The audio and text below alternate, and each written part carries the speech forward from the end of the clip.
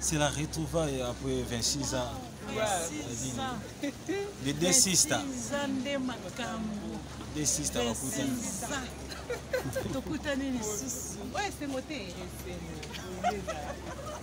bon, c'est toujours moi les missionnaires aussi avec mes sisters.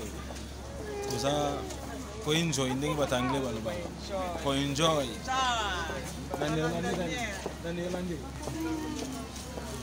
Tous ensemble.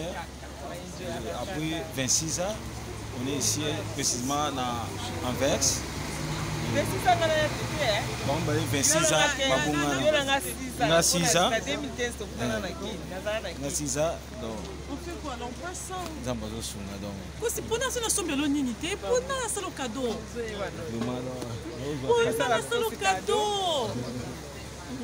On prie pour nous, on a le bon candidat. Mais il y a pour nous prière. Un témoignage donc prière na yo sala nzamba yo kasi naza pona prière na wana pona na sombela yo azobanga nini